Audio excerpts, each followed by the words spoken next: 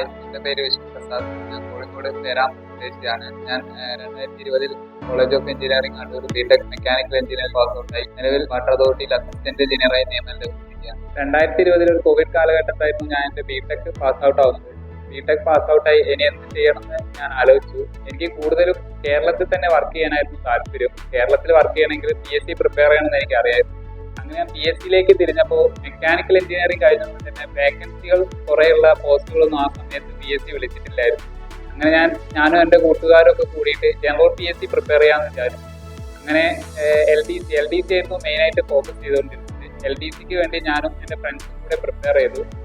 Covid കാലഘട്ടമായതിനെ കൊണ്ട് തന്നെ വലിയ സ്ഥാപനങ്ങളൊന്നും ആ സമയത്ത് കോച്ചിങ് കൊടുക്കുന്നുണ്ടായിരുന്നില്ല. അതുകൊണ്ട് തന്നെ സെൽഫ് പ്രിപ്പറേഷൻ ആയിരുന്നു കൂടുതലായിട്ട് എടുത്തിരുന്നത്. അങ്ങനെ ആ സമയത്ത് 2 എക്സാം ആയിട്ടായിരുന്നു ഉണ്ടായിരുന്നത്. പ്രിലിംസും ഉണ്ടായിരുന്നു, മെയിൻസും ഉണ്ടായിരുന്നു. അങ്ങനെ പഠിച്ചു. പ്രിലിംസ് പാസ്സായപ്പോൾ കുറച്ച് കോൺഫിഡൻസ് വന്നു, എന്നെ കൊണ്ട് പറ്റും എന്ന് എനിക്ക് തോന്നി. അങ്ങനെ ഞാൻ മെയിൻസിന് വേണ്ടി പ്രിപ്പയർ ചെയ്തു. മെയിൻസ് എക്സാം കഴിഞ്ഞപ്പോൾ എനിക്കത് കിട്ടും എന്ന് ഒരു കോൺഫിഡൻസ് വന്നു. പിന്നെ ഞാൻ മെക്കാനിക്കലാണല്ലോ കഴിഞ്ഞത്, അപ്പോൾ എനിക്ക് ആ ഒരു പോസ്റ്റിലേക്ക് കൂടുതൽ ഫോക്കസ് ചെയ്ത് എനിക്ക് അതിലേക്ക് ചേരാൻ എന്ത് ചെയ്യും എന്ന് ആലോചിക്കുന്ന സമയത്താണ് വാട്ടർ അതോറിറ്റി നോട്ടിഫിക്കേഷൻ വരുന്നത്. അങ്ങനെ ഇതിനു വേണ്ടി പ്രിപ്പയർ ചെയ്യാൻ വിചാരിച്ചു. ആ സമയത്ത് എൻ്റെ ഒരു ഫ്രണ്ടാണ് എനിക്ക് വിന്നേഴ്സ് അക്കാഡമി സജസ്റ്റ് ചെയ്തത്. അങ്ങനെ ഞാൻ വിന്നേഴ്സ് അക്കാഡമിയായിട്ട് കോൺടാക്ട് ചെയ്തു. അവരെ ആ സമയത്ത് ഉണ്ടായിരുന്ന ഡെമോ ക്ലാസ്സുകളൊക്കെ കണ്ടു. അങ്ങനെയാണ് വിന്നേഴ്സിന്റെ ക്ലാസ്സുകൾ എടുക്കും. വാട്ടർ അതോറിറ്റി സിലബസ് എന്ന് വെച്ചാൽ അതിനകത്ത് കെമിക്കൽ ഉണ്ടായിരുന്നു, മെക്കാനിക്കൽ ഉണ്ടായിരുന്നു, സിവിൽ ഉണ്ടായിരുന്നു. അപ്പോൾ ഈ 3 ടോപ്പിക്കും ടൈം ലിമിറ്റഡ് പഠിച്ചെടുക്കുക എന്ന് പറയുന്ന കുറച്ച് ടാസ്ക് ആയിരുന്നു.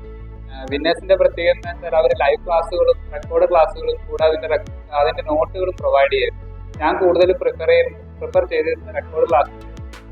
അങ്ങനെ രാവിലെ ഞാനൊരു പ്ലാൻ ഉണ്ടാക്കും. ഇങ്ങനെ ഇന്ന് എത്ര മാത്രം പഠിക്കണം എന്നൊരു പ്ലാൻ ഉണ്ടാക്കി ആ പ്ലാൻ അനുസരിച്ചായിരുന്നു എൻ്റെ സ്റ്റഡി മെത്തേഡ്.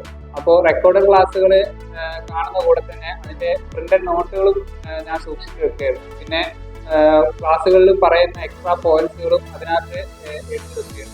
ഈ റെക്കോർഡ് ക്ലാസ് കാണുമ്പോൾ തന്നെ എനിക്ക് കുറേ സംശയങ്ങളുണ്ട്. അപ്പോൾ ആ സംശയങ്ങൾ സാർമാരോട് ഞാൻ അങ്ങനെ തന്നെ വാട്സപ്പിൽ മെസ്സേജ് അയച്ച് ക്ലിയർ ചെയ്തുകൊണ്ടിരുന്നു. മെസ്സേജ് അയച്ചാൽ അപ്പം തന്നെ റിപ്ലൈ തന്നില്ലെങ്കിലും എന്തായാലും അതിൻ്റെ ഡൗട്ടിൻ്റെ ക്ലാരിഫിക്കേഷൻ എത്രയും പെട്ടെന്ന് തന്നെ സാർമാർ ക്ലിയർ ചെയ്ത് തരുന്നുണ്ടായിരുന്നു. പിന്നെ കൂടാതെ തന്നെ കണ്ട ക്ലാസ്സിൻ്റെ മോക്ക് ടെസ്റ്റും ആ റെക്കോർഡ് ക്ലാസ്സിൻ്റെ കൂടെ തന്നെ പിന്നെ ആപ്പിൽ അപ്ലോഡ് ആയിരുന്നു.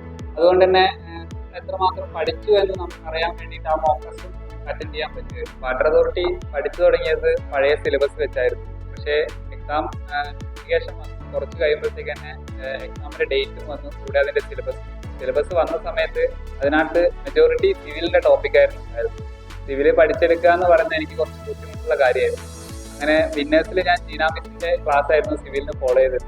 ജീനാ മിസ്സിന്റെ ക്ലാസ് എന്ന് പറഞ്ഞാൽ സിവിലിന്റെ ഒരു ബേസിക് പോലും ഇല്ലെങ്കിൽ കൂടെ നമുക്ക് പെട്ടെന്ന് തന്നെ മനസ്സിലാക്കി എടുക്കാൻ പറ്റുന്ന ക്ലാസ്സുകളായിരുന്നു. മാഡം അത്രയും കഷ്ടപ്പെട്ട് കുറേ റെഫറൻസ് ചെയ്തതിന് ശേഷമാണ് ക്ലാസ്സുകളൊക്കെ പ്രൊവൈഡ് ചെയ്തുകൊണ്ടിരുന്നത്.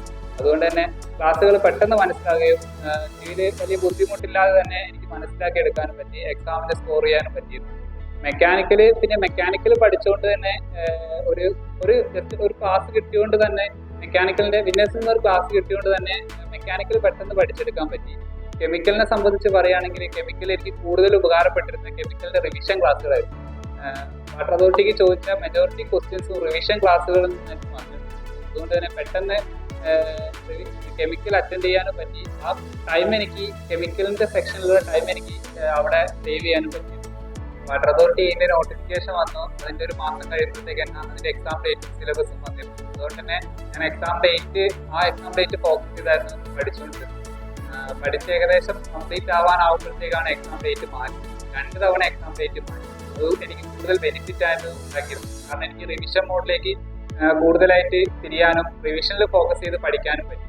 പിന്നെ വിന്നേഴ്സിന് എപ്പോഴും പറയായിരുന്നു മെക്കാനിക്കലുകാർക്ക് ഇനി ഒരു അവസരമില്ല, ഇതാണ് നിങ്ങൾക്ക് ആയിട്ട് ഇരിക്കാൻ പറ്റിയ ഏറ്റവും ഉചിതമായ ഒരു അവസരം. അതുകൊണ്ട് തന്നെ മാക്സിമം പ്രിപ്പയർ ചെയ്യണം, ഉഴപ്പരുതെന്ന് എപ്പോഴും പറയായിരുന്നു. ആ മോട്ടിവേഷനും ആ വാക്കും എപ്പോഴും എൻ്റെ മൈൻഡിൽ ഉണ്ടാകുമായിരുന്നു.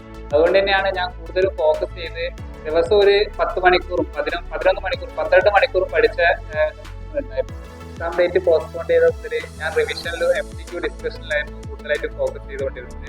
വിന്നേഴ്സിന് MCQ ഡിസ്കഷൻ ലൈവ് ക്ലാസ് ആയിട്ട് അവർ പ്രൊവൈഡ് ചെയ്യായിരുന്നു. അതുകൂടാതെ തന്നെ ടെലഗ്രാമിൽ ഒരു ക്വിസ് ഉണ്ടായിരുന്നു. അതൊരു ടീം വർക്കായിരുന്നു. വിന്നേഴ്സ് പഠിക്കുന്നവർ തന്നെ കളക്ട് ചെയ്ത ക്വസ്റ്റ്യൻസ് ടെലഗ്രാമിലൂടെ ചോദിച്ചിട്ട് ഒരു സമയത്ത് അത് ചെയ്യാൻ ഒരു മെത്തേഡ് എന്ന് പറയുന്നത്.